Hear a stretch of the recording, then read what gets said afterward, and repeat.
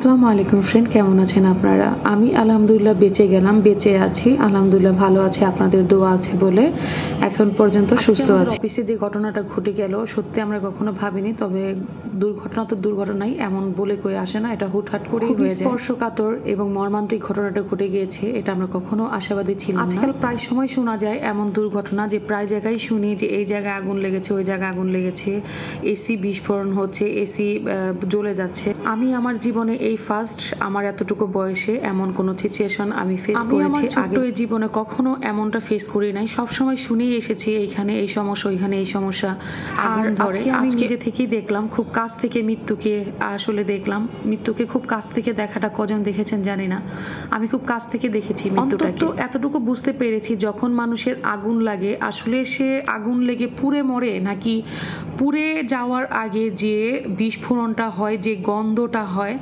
সেটার যে অক্সিজেন না থাকার কারণে যে কি অবস্থাটা হয়, সেটা আজকে আমি খুব কাছ থেকে বুঝতে পেরেছি। জীবনে আজকে বুঝতে পারলাম যে মানুষ যখন কোনো বিপদ হয় বা এই ধরনের কোনো আগুন লাগা বিপদগুলা হয়, তখন তাদের কেমন লাগে। প্রাথমিক অবস্থায় যেটা হয়, প্রথম হচ্ছে আমরা 10টা সাড়ে 10টা বাজবে আনুমানিক, আমার এতটা খেয়াল নেই, তখন হঠাৎ করে একটা শব্দ হয়, এতটা বিকট শব্দ হয় যেটা আসলে এই আমাদের 2 হাত উপরে কানের মধ্যে যখন এই শব্দটা আসে, ঠিক আমরা যেখানে বসি তার 2 হাত উপরে হচ্ছে এসি, তো সেখানে হঠাৎ করে একটা শব্দ আসে। আমরা ভেবেছিলাম বাহিরে কোনো কিছু হয়েছে, কিন্তু হঠাৎ করে যখন দেখলাম সেই শব্দটার সঙ্গে সঙ্গে সমানে ধোঁয়া ছুটতেছে এবং আগুনের যে ফুলকিগুলো সেগুলো আমাদের উপরে এসে পড়তেছে। সঙ্গে আমার পায়ে জুতা ছিল না, আমার ব্যাগ, আমার হচ্ছে ফোন, সব কিছু আমি এখানে রেখে, আমার অফিসের টাকা, তারপর হচ্ছে অফিসের ফোন, সব কিছু রেখে আমরা 3টা মেয়ে এখানে বসে থাকি। 3টা মেয়ে যে কিভাবে দৌড় দিয়েছি একমাত্র উপরওয়ালা বলতে পারবে। দেখেন যে আগুন পড়ে এইখানে আমাদের কাঠের মধ্যে পর্যন্ত লেগে যাওয়ার অবস্থা, তারপর হচ্ছে ময়লার যে প্লাস্টিকের ঝুড়িটা সেখানেও আগুন লেগে গেছে। এই ফ্লোরটাতেই ছিলাম আমরা 3টা মেয়ে ছিলাম, আর 3টা মেয়ে যখন এরকম অসহায় হয়ে পড়ে তখন কেমনটা লাগে এটা আপনারা ভালো করে জানেন, বুঝেন। আর একমাত্র আমাদের জিএম স্যার ছিল, সে নিজেও একজন বৃদ্ধ মানুষ, কিন্তু সে তো আর বুঝতে পারে নাই, সেও হয়তো পরে দৌড়ে বের হয়েছে কিনা আমরা জানি না, আমরা তার দিকেও তাকাই নাই যে কি হলো না হলো। পাওয়ার সঙ্গে সঙ্গে কে মরলো, কে বাঁচলো, কে আমার পাশে আছে, আমি আসলে কিছুই ভাবতেছিলাম না। এবং আমাদের সঙ্গে যারা 2টা মেয়ে ছিল সবারই একই অবস্থা, কেউ ভাবছিলামই না যে এখানে কি হচ্ছে, কি অবস্থা হয়েছে। আমরা শুধু দৌড় আর দৌড় দিয়ে নিচে চলে যাই। পরে আমার হঠাৎ করে সেন্স আসছে যে আমরা যে সব কিছু রেখে আসি, যতই হোক অফিসের একটা তো রেসপেক্ট থেকেই যায়, অফিসের যেহেতু আমরা জিনিস এগুলা, তো আমাদের তো নিচের কাছে খারাপ লাগে যে অফিসের জিনিসগুলা যদি পুড়ে যায় না কি হয়। যখন দেখেছি আমি ঠান্ডা হয়েছে আস্তে আস্তে পরিস্থিতি, তখন আমি দৌড়ে গিয়ে উপরে যাই, উপরে যেয়ে দেখি বাবারে যেই শব্দ, তুমি বুঝো দিলে আমাদের মাথার উপরে দিলে আমাকে কি অবস্থা হয়ে পারে, এমন শব্দ, মানে আমার মনে হচ্ছে কি সব ভাইরে জুড়ে পড়ছে। আমি কানে না হাত দিয়া যখন দেখছি আগুন 3 তলায়, তখন আমি মানে আর হুঁশ নেই আমার। আগুন দেখে আমি কি প্রচুর, আমাদের তো চতুর্দিকে লাইন কারেন্ট, পারবি না কোথাও গেছে মরে যেত গা। আমি খালি নাম পাশে পারবি না কোথাও গেছে নিশ্চিত মরে যেত। পারবি না কোথাও একটা শব্দ হলেই দৌড় দেয়। আর তারপরে কি জানেন, পারবি না মাথার উপরে হইতো, ওই মাইয়ার মাথার মধ্যে অনেক ছিদ্র হয়ে গেছে গা, আর ব্যাগ শুদ্ধ পুড়ে গেছে গা। আমি এটাই কইতেছি, পারবি না থাকলে খবর হয়ে যেত আজকে।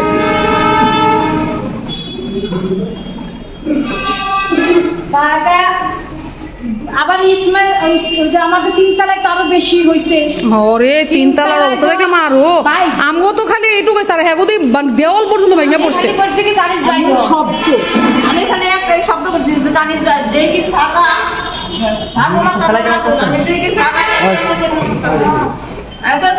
আমি মানে আগুন দেখা এমন না কোনোদিন অন্ধকার দেখা যায়। তখন আমি হচ্ছে অফিসের উপরে যাই, যে তারপর হচ্ছে আমি আমার ক্যাশে যে টাকা ছিল ওগুলো নিয়ে আসতে আসতে আমার সর্বোচ্চ গেলে 1 মিনিট লাগছে। সেই 1 মিনিটের মধ্যে আমার নিঃশ্বাসের এত সমস্যা হচ্ছিল, এদিকে কি কপালটা যে আমার হাত থেকে অফিসের ফোনটা পরে 3-4 জায়গায় চলে যায়, সেইটা মানে খুঁজতে খুঁজতে যে আমার অবস্থা আরও বেশি বিভ্রান্ত হয়ে যায়, বেশি অবস্থা খারাপ হয়ে যায়। পরে আমার নিঃশ্বাস নিতে কষ্ট হয়ে যায়, আমি নিচে নেমে মনে হয় পড়ে যাওয়ার অবস্থা, আমি নিঃশ্বাস নিতে পারতেছিলাম না। তো এত ভয়ঙ্কর একটা অবস্থা আমার লাইফের এই ফার্স্ট আমি দেখলাম, খুব কাছ থেকে মৃত্যুকে আমি বুঝতে পারলাম যে যখন মানুষ এমন পরিস্থিতি হয় তখন তার কি হতে পারে। সত্যি কথা বলতে কি জানেন, যখন কোথাও আগুন লাগে, আগুন লেগে আমার মনে হয় কোনো কয়টা মানুষ মরে জানি না, তবে তার যে ধোঁয়াটা, সেই ধোঁয়াতেই সে আগে মারা যায়। আমি এটা বুঝতে পেরেছি, উপলব্ধি করতে পেরেছি যে এটা আসলে ধোঁয়াতেই মানুষ মারা যায়, আগুনে কতটুকু মারা যায় আমি এতটুকু বলবো যে আসলে আমি খুব কাছ থেকেই তো দেখেছি যে মৃত্যুটা কি জিনিস। ধোঁয়াতেই মানুষ আমার মনে হয় মারা যায়, আগুনে যতটুকু না পুড়ে তারপরে হয়তো পুড়ে যায়, কিন্তু ধোঁয়াতেই মারা যায়। কারণ আমার একটা মিনিটের মধ্যে যে মেয়ের নিঃশ্বাসের সমস্যা হয়ে যাচ্ছিল, আমার মনে হইতেছিল আমি এখানে একটু পরে যদি আর একটা মিনিট থাকতাম আমি নিশ্চিত মারা যেতাম। কিন্তু কিছুই করার নেই, অফিসের যেহেতু জব করি অবশ্যই আমাদের একটা রেসপেক্ট থাকে অফিসের প্রতি। আর আমাদের তো ক্ষতি হয়েছে, কি ক্ষতি হয়েছে, হয়তো আমাদের কষ্ট হয়েছে, হয়তো একটু সমস্যা হয়েছে, আমি ওরা ভয় পেয়েছি, তার চেয়ে তো সবচেয়ে বেশি কষ্ট হয়েছে আমাদের স্যারের, তাই না? তার তো অনেক বড় একটা ক্ষতি হয়ে গেছে। অনেক বড় ক্ষতি বলতে একটা জিনিস, সেটা আবার নতুন করে গুছানো, প্রত্যেকটা জিনিস তো আপনারা বুঝতে পারেন। আর সামনে হচ্ছে আমাদের রমজান মাস, আর স্যারে কিছুদিন আগেও হচ্ছে আরেকটা রেস্টুরেন্ট ওপেন করেছেন। তো তার এই মুহূর্তে এই অবস্থাটা হওয়াটা তো বুঝতেই পারছেন, তার অবস্থাটা কি হতে পারে, তার মনের অবস্থাটা কি হতে পারে। তো আমরা সবাই তার জন্য দোয়া করি, ধৈর্য শক্তি সবকিছু মনোবল তাকে বাড়িয়ে দেয়। আমরা তো হয়তো তাকে ওইভাবে টাকা দিয়ে হেল্প করতে পারবো না, তবে আমরা আমাদের শরীর দিয়ে, আমাদের কষ্ট দিয়ে, আমাদের শ্রম দিয়ে হয়তো তাকে আমরা উপকার করতে পারবো। সবাই তার জন্য, আমাদের স্যারের জন্য দোয়া করবেন। এই ঘোরটা কাটিয়ে উঠতে তার তো একটু কষ্ট হবেই, স্বাভাবিক, কারণ হচ্ছে 3টা ফ্লোরের, 3 তলা 4 তলা 5 তলা ফ্লোরেরই এই অবস্থা। তো 5 তলা ফ্লোর পর্যন্ত তার এগুলো সব আবার নতুন করে ঠিকঠাক করতে হবে। এগুলো হয়তো প্রত্যেকটা এসি আবার নতুন করে লাগাতে হবে, একটা ধাঁচ তো তার উপর দিয়ে যাবে। তো আল্লাহ তার হেদায়েত দান করুন, তার বুঝার তৌফিক দান করুন, আমিন। আর আমাদের জন্য দোয়া করবেন যে আমাদের তেমন কিছু হয় নাই, শুধু জাস্ট একটু ক্ষয়ক্ষতি হয়েছে, সেটা হয়তো স্যারের হয়েছে। তো এমনটা যেন কখনো কারো না হয়। সবাই সাবধান থাকবেন, সতর্ক থাকবেন। আমি খুব কাছ থেকে দেখতে পেরেছি যে এটা কতটা কষ্টের, কতটা বিপজ্জনক। তো সবাই ভালো থাকবেন, সুস্থ থাকবেন। আর বাড়াতে যাচ্ছি না, আজকে এই পর্যন্তই। আল্লাহ হাফিজ, আসসালামু আলাইকুম।